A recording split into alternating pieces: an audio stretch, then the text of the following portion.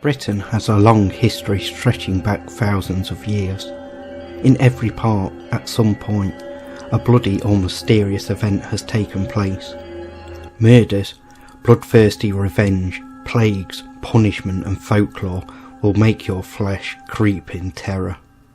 This is Mysterious Britain, Tales of the Unknown.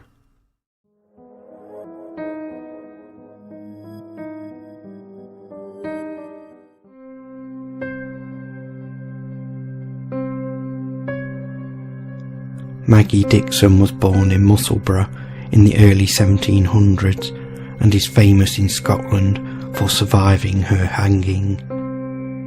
Not a lot is known about Maggie's early life, though she later married a fisherman in her hometown of East Lothian, though she left not long after.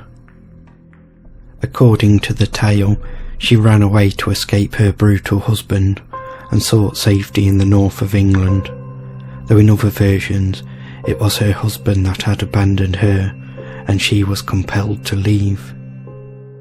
Whatever the truth may be, she ended up in the Scottish borders when she found out that she was with child after a brief affair with the son of a local innkeeper. Fearing what having an illegitimate child would do to her position in society, she is believed to have smothered the baby while it slept, though it is only fair to say that in some versions the baby died at birth. Though it is uncertain as to how the baby died, what is known is that Maggie was found trying to abandon the baby near the banks of the River Tweed. She was quickly arrested, charged and taken to Edinburgh to face trial. After a traumatic trial, Maggie was found guilty of murder and sentenced to death by hanging. On the 2nd of September 1724, Maggie was taken to the Grass Market, where she was hanged. Maggie's body was then placed into a wooden coffin and began its journey to East Lothian to be buried. En route, there came a knocking on the coffin lid, and the cart carrying it came to a stop. The lid was opened, and Maggie shot up, much to the horror of all present. Unsure of what to do, Maggie was promptly dragged back to court to undergo the process again, when one flustered supporter of Maggie burst in and demanded the proceedings end. It was pointed out that Maggie had already been charged, tried, and her sentence carried out, and due to double jeopardy, this could not happen again. Her survival of the execution was seen as divine intervention, and that she was blessed by God, and so she was set free. Maggie would later tell people that the rope was deliberately made to snap early after the drop, a trick she had pre-arranged with the rope maker so that she might survive. Others thought that it was fate or true justice after the brutality of the charges and sentence, while others pointed to witchcraft. Maggie lived happily for almost another 50 years in East Lothian, and the truth of her guilt or innocence died with her. Her name has been infamous in Edinburgh for centuries, and will be for centuries to come.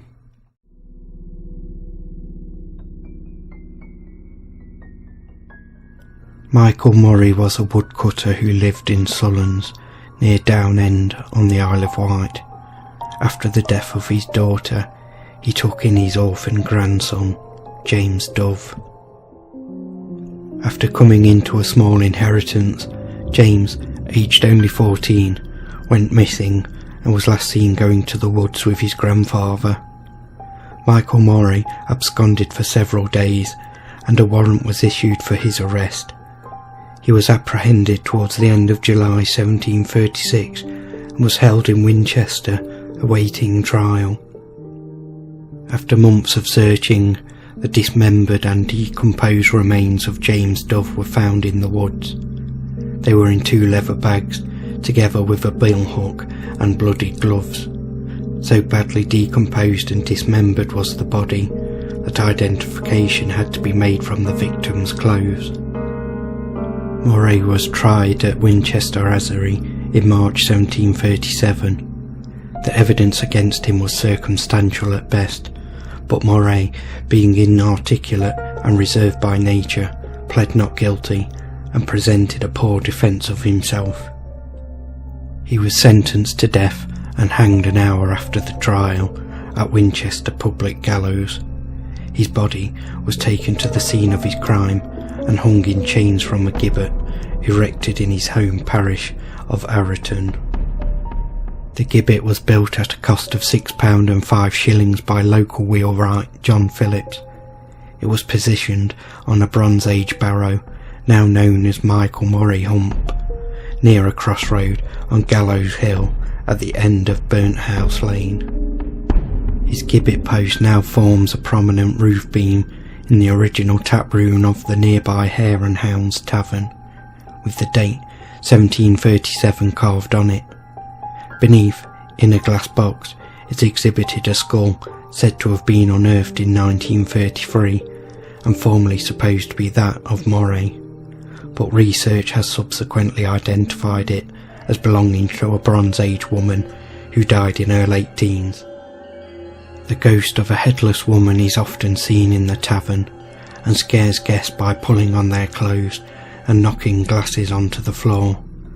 Dogs often refuse to enter certain rooms and viciously bark at the skull. The following rhyme was popular with local children for many years and is displayed in the Hare and Hounds in remembrance of their dark past. Michael Murray is dead for chopping off his grandson's head. He is hung on Arreton Down for rooks and ravens to peck down.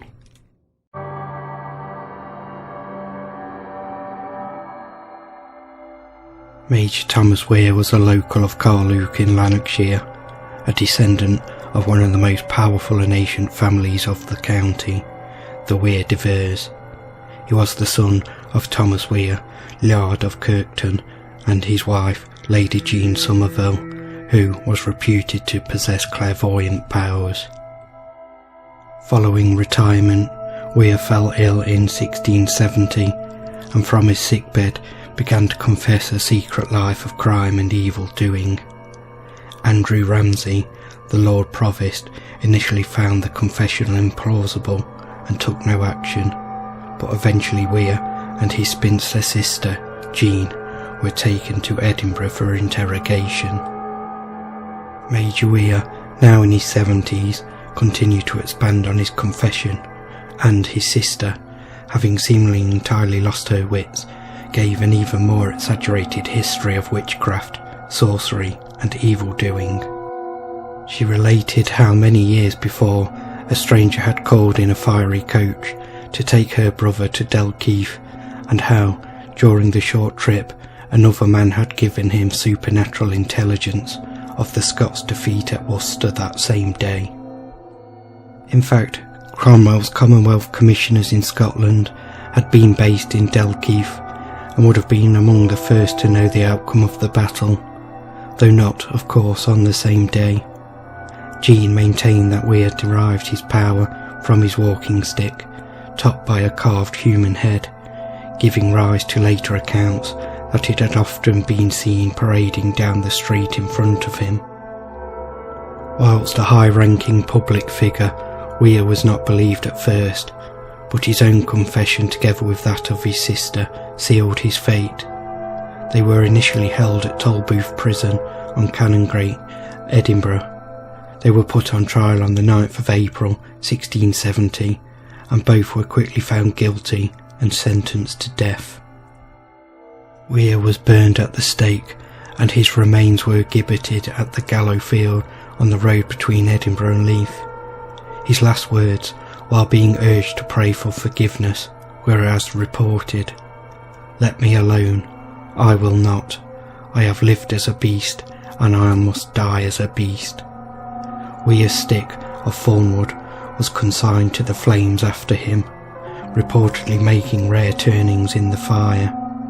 Shortly before his end, Weir had made a further public confession of incest with his sister, who was executed by hanging at the Grassmarket gibbet.